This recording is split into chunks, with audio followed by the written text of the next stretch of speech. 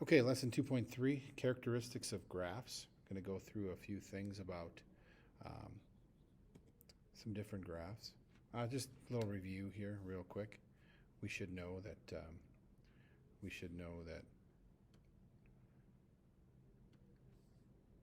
x squared is going to mean no. That's going to be a parabola, right? This is a yes. It's already in standard form. Ax plus by equals c. This is going to have point symmetry, right? Point, you could rotate that 180 degrees. So it'd be point, and they ask you where is it occurring. We would say at 0, 2. And then we could say this one's going to have line symmetry, going to be cut into two equal halves. So it'd be line, and it would be at x equals negative, looks like 1, 2, 3. Function notation, basically this is the volume in the lungs over a 5-second respiratory cycle. How much air do you have in your lungs? And we want to calculate the volume of the air at 1.5 seconds. You're just going to fire a 1.5 in everywhere you see it. Put that into your calculator and be careful how you type this in. But essentially they're just saying put the 1.5 in. That will tell you the volume at 1.5 in liters, and whatever you get is the volume. I'm not going to take the time to do that at this juncture. End behavior. In the long run, as we have graphs going all the way out to the right, cancel this one. Let's look at, these two actually have the same thing, so these are going to be the same thing. As the x's get bigger, the y's go up. So you're focusing on this is going up forever, down forever, down forever. When we write in limit notation, we write the limit as x approaches infinity. As my x's get bigger and bigger, where is the graph going? The f of x's or y's in both of these cases are going up. Up to what? Up to infinity. And we will say the same thing about negative infinity. As we go to the left, where does the graph go? The graph goes down. Well, what is down forever? Negative infinity. Oh, this should have had a negative in front of it. I'm sorry. So most of the time, you're going to do two of them for each. As the x's go out to the right to infinity, what happens to the graph? As the x's go out to the left to negative infinity, what happens to the graph? So this is exactly the same as the one we just did. Let's see if we can find a new one. Here's one. Limit as x's goes out to infinity. Well, this is a horizontal line, which means the f of x or y is going to stay at 1.5. And then the limit as x goes out to negative infinity, as we go to the left, where does the graph go on the y coordinate? And that's going to be 1.5 as well.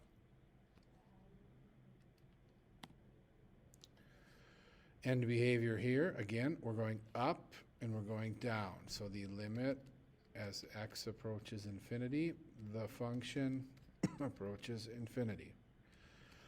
The limit as x approaches negative infinity, the function approaches negative infinity. A little different here, the limit as x approaches infinity, as the x's go out here, as x coordinates gets bigger, the y coordinates head down. What is down? Negative infinity. The limit as x approaches negative infinity, the function also goes, as we go to the left, the y coordinates are going down. Next, we're going to talk about the, suppose y equals f of x represents a polynomial. So we're talking about, a good example here is what happens when we're talking about if you want to go from Sartell to Sauk Rapids. No matter what, if you're going to go from Sartell to Sauk Rapids, you're going to have to cross over the Mississippi River, okay? Unless you were going to be silly and drive all the way around north of Itasca. But if this is Sartell and this is Sauk Rapids, the only way to get there is to go over the bridge, okay? If you want to swim, you're still going over the river. If you want to fly, you're still going over the river. So what this says is if we have a y value, remember f of a, that's a y value, So if we have a negative y value, and then the next point that we run into has a positive y value, you had to have crossed over one real zero, which means the x-axis. The only way to get from negative land on y's to positive land on y's is to cross over the x-axis, which means we have a 0. So when you're looking at a table, you're looking for changing signs. That means I have a 0 between x equals -1 and x equals -2. And that's what they're going to ask you. Where are the zeros? And in this case, we would say between, and I just kind of like to do them all at once, x equals -2 and x equals -1. Here's another one. We go from negative y to positive y. So that means we are between x equals -1 and x equals 0. And then we go from positive to negative. Well, what do you have to do? It's like we're going back and forth to Sauk Rapids. And that's between x equals 0 and x equals 1. And then finally, we have another one down here between x equals 2 and x equals 3. We go from negative to positive. And you can see those. Here's between -2 and -1. Here's between 0 and 1. Here's between, -1 and 0. Here's between 0 and 1. And there's between 2 and 3. The only way I can get from those positives to negatives is by crossing through a 0. And locating zeros is one of the most important things that we're going to do with our polynomial work. Next, extrema, or maximums and minimums. I like to refer to it as humps and bumps, okay?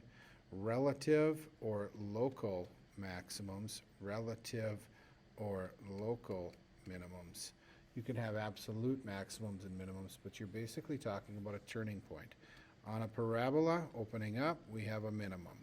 On a parabola opening down, we have a maximum. If we have a hump and a bump, we might have a local maximum and a local minimum. So maximum means all of our humps and bumps. The table and graph below are going to be of a function with extrema. Estimate the zeros, then estimate the maximums and minimums. I'm going to find the zeros first. Very easy to find. This case, we land right on them. We don't have to do the between positives and negatives. So sometimes your zeros are between, and sometimes they're at.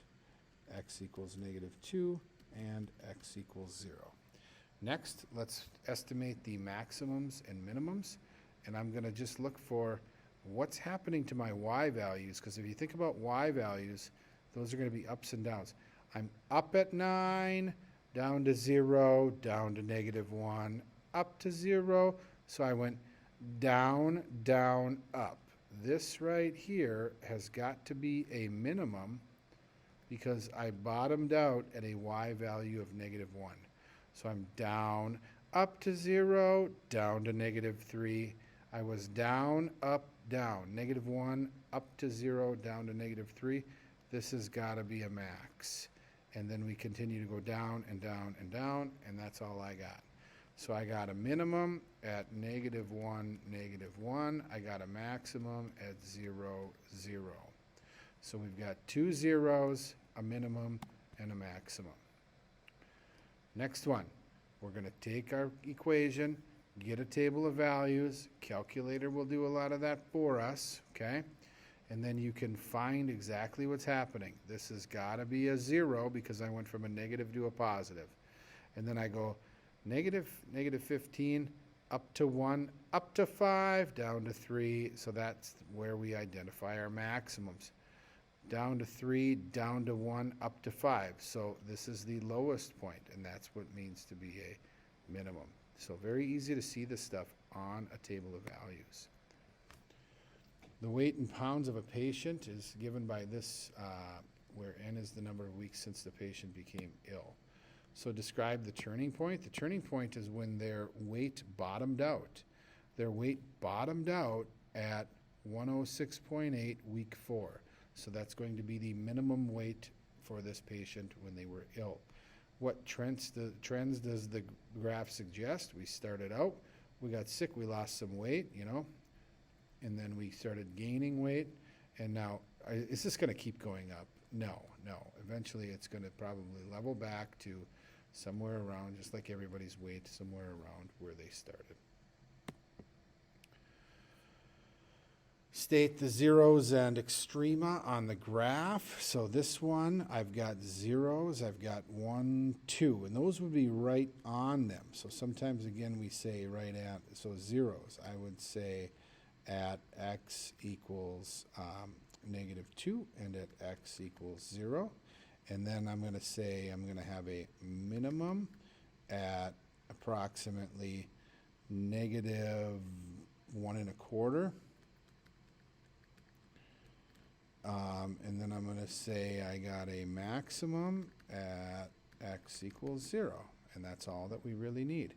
If we wanted the end behavior, the limit as x approaches infinity, the function, as I go to the right, I'm going down. The limit as x approaches negative infinity, where does the function go? It goes up. Up to as I go out to the left, the y's go up, and we go. Okay, got some stuff here. Frederica's savings account over a year. Use the table in the graph to estimate some extrema. Explain the extrema in context. So it looks like she started off in January, $1,100. Put in 100, put in 100, put in nothing, put in 100, took out 200. So there, you know, here we are in May at 1,400. June rolled around, had some plans to go to a concert, took some money out, bottomed out, started saving again. Way up here, oh, big purchase, going back to school, had to buy some school supplies, so we bottomed out at a minimum there, and then we start saving money again. Okay, we're going to put this graph into our calculator, and then we're going to get our XY table, and we're going to determine where the zeros are located and where the maximum and minimums are located. So I've just got to write this down here, and you can get your calculator out, and we will put this into our calculator and use that function. Okay, here we go.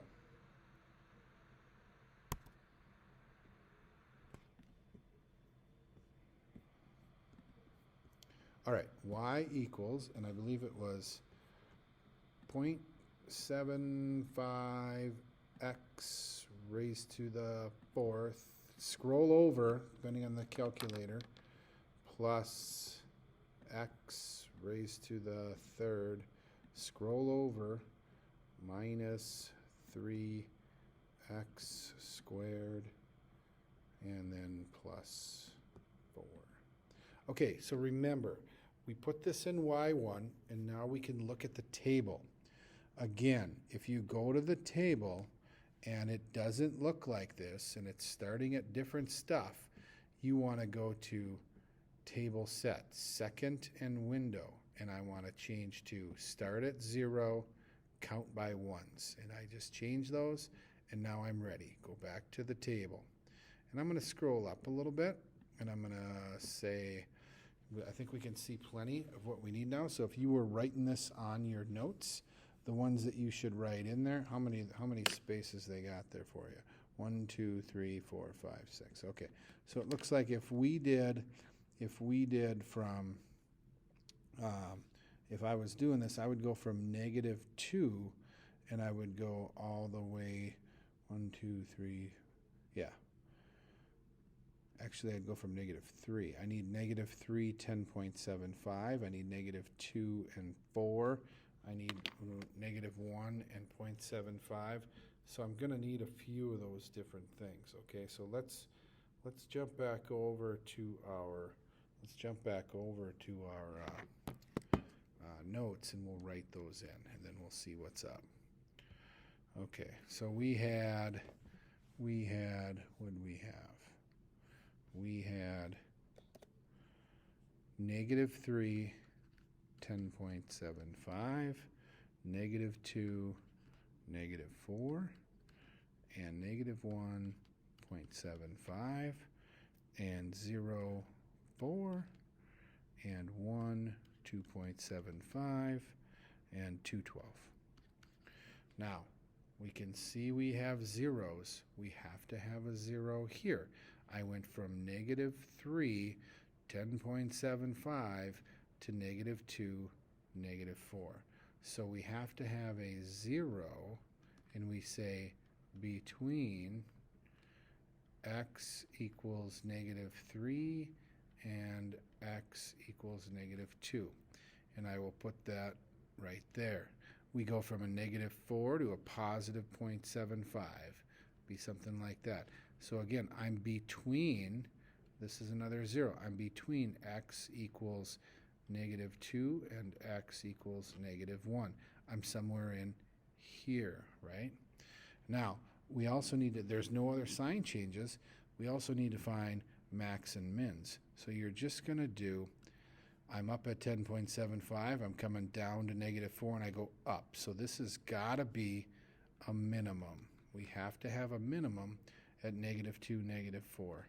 And I'm going up, and I go up to 0, 4, and then I come down to 1, 2.75. So this has got to be a maximum. And we can just do that on number sense. I'm up, bottom out, back up. Up, back down. Got to be a max. And then we continue on. And if you think about what this graph would look like, it would look like something like this. And then we go up to 12. So you can really see that we've got a minimum here, a maximum here, and we've got another minimum at that 1, 2.75, because we're up at 4, down to 2.75, up to 12. So if I graph this out, it looks something like that. Okay. Now, can we go back to our calculator and look at the graph? Zoom standard, take a look at the graph. We did pretty well. Last one, type that into your calculator, fill in the chart, identify the zeros, the max, and the min, and then label all of those things and sketch the graph. So do that now. Hit pause. Go do that now. Okay, we've got our values, and now we can check to see what's happening. So let's figure out our zeros. Gonna have one right there. Gonna have negative to positive. Gonna have positive to negative. So my zeros are between x equals negative 1 and x equals 0. X equals 1 and x equals 2. X equals 2 and x equals 3. So I know I will have one in between here, in between here, and in between here. Then I'm looking for max and mins. 17 down to 1, down to negative 3, up to 1. This has got to be a bottomed out. I have to have a minimum right there from positive 1 to negative 3 to positive 1. So I'm going to go here, and then I go up to negative 1, up to positive 1, down to negative 3. So this has got to be a max. I was down, I came up to 2, 1, and that's got to be a max. If we fill in our stuff here, we go there and we go way up. So we come down heavy, and we come up, and we go down heavy. And you can clearly see zeros. I got zeros at the 3 spots I labeled them. I got zeros 1, 2, 3. I've got a minimum. I've got a maximum. I've got end behavior. Limit as x approaches infinity. The function goes to negative infinity. Negative infinity. The limit as x approaches negative infinity, the function goes up. That's it. Get going on your homework and have a great time.